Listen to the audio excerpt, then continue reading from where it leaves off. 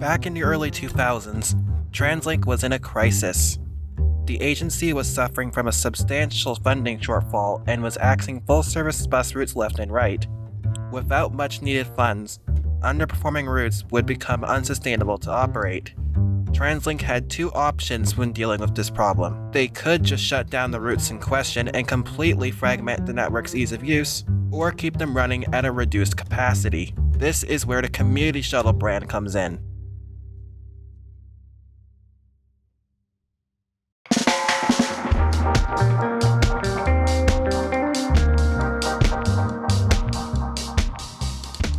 Unperforming routes using full-size buses were quickly downsized with smaller vehicles and shorter distances between stops. The first shuttle service was introduced in the Burnaby Heights area in September 2000 and was pushed out to the rest of the network in the next few years. These routes maintained transit coverage in quieter suburbs while keeping costs relatively low, making them a success in their niche. The first generation of shuttles were based off the Ford Econoline vans and were constructed between 2000 and 2004, with a number built as early as 1996. The original livery was a modified variant of the sweeping D40 color scheme introduced a few years prior. The second generation started service in 2005 and was based off the GMC 550 medium truck platform with Eldorado passenger cabins.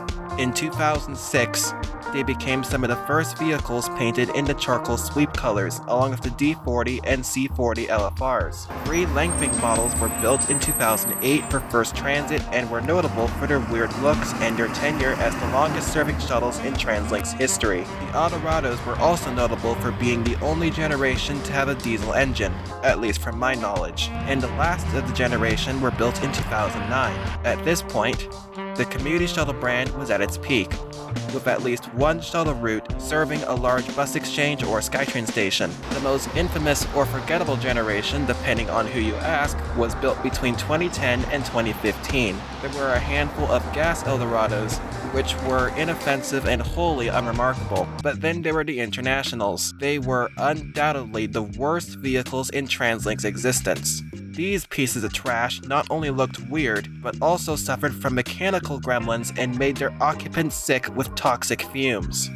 Not necessarily the best record. The Internationals did not last long, and rightly so, and were retired by 2016, along with a few stragglers from the second gen, including most of the Eldorados. The most notable were the extended chassis buses mentioned earlier, S302 to S304. The buses were retired by 2018 and became the longest-serving shuttles in the history of the brand. At the same time, the community shuttle brand as a whole started to fade away. In 2011, the first shuttle bus route was renumbered to the current 337, and new shuttle routes introduced removed the C prefix, with most others getting renumbered.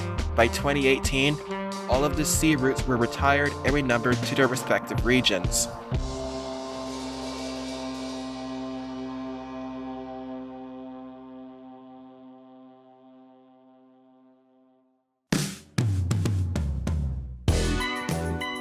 Moving back to the fleet, the remaining third-generation shuttles were retired by early 2020, both being replaced by the current fourth gen of shuttles, including the Girardin G5. The G5 initially started as a one-off in the third generation in 2013, but would later grow to become the most prolific shuttle bus in the brand's history. Between 2016 and 2024, nearly 200 G5s have served on TransLink's shuttle roster. The second most prolific shuttles are the Abrock SLM-28, which were built exclusively on the GM Express and started appearing in 2019. By far the largest upgrade compared to the G5 is the low-floor design, which increased its capability with wheelchair and low-mobility passengers on its onboard ramp. The high-floor design of the G5s frustratingly still feature a wheelchair ramp at the rear, in which operators must exit the cab to inspect the process. This causes delays on the routes that they operate on. Besides that amazing feature and the inoffensive body design, everything remains the same as the Chevy G5. Other batches of Abrocks arrived in 2021 and 2024. And have a decent presence on the roster, but will the SLM be the new default shuttle bus to replace the G5s? Probably never, especially now that the company is based in the United States and is owned by the monopoly that is the New Flyer Group. Now looking at the 2025 shuttle roster, All the charcoal G5s built between 2016 and 2018 have been retired, except one, and replaced by newer models.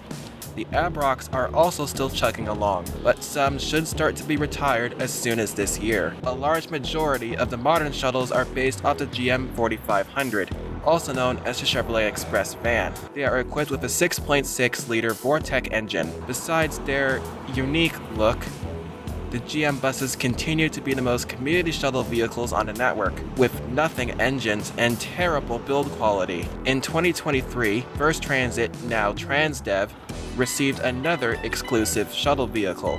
In this case, 15 Girardin G5s built on the Ford E450 chassis. This batch became the first Ford shuttle since the last generation retired in 2008. The E450 G5s were equipped with a 7.3-liter Ford Godzilla engine, which are a vast improvement over their GM counterparts, at least sound-wise.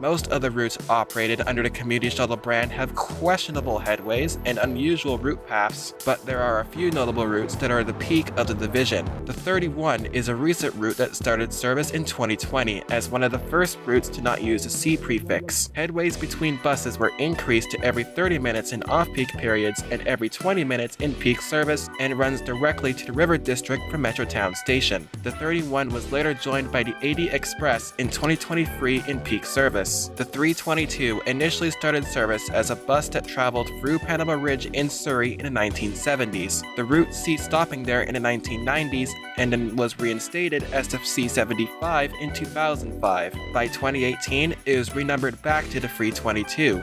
Between 2021 and 2024, the 322 receives major changes in frequency to where headways are every 15 minutes in rush hour peaks, 20 minutes off-peak, and 30 minutes at night.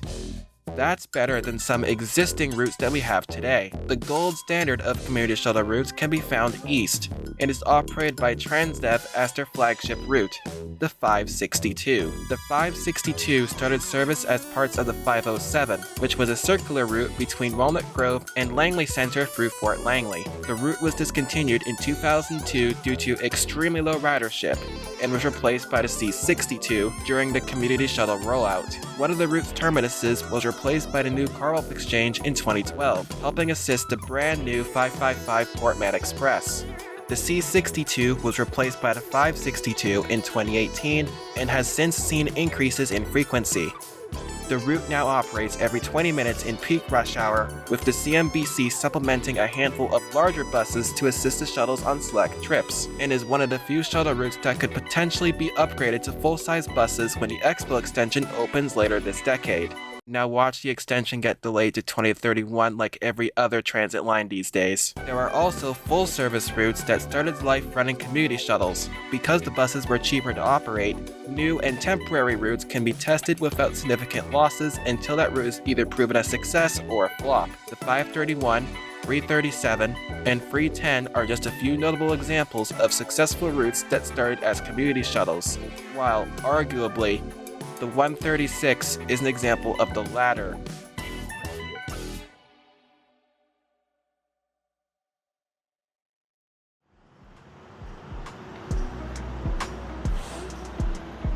The community shuttle brand does have its diabolical headways and unhealthy ride quality.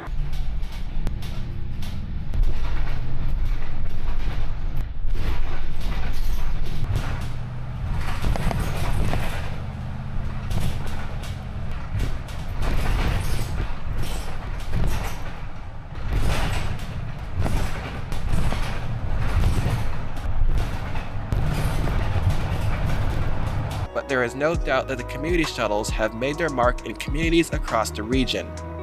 Without them, TransLink's bus network would get even worse than they are currently. The vehicles may get dwarfed by almost everything that passes them, but have played a big role in TransLink's operation.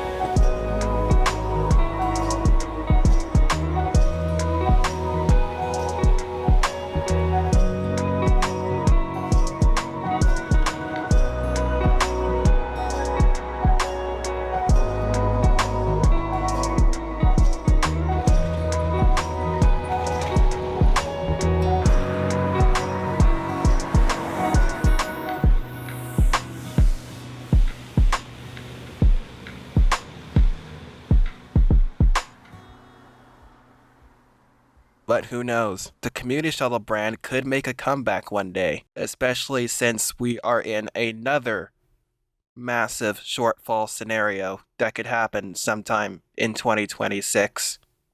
Oh boy.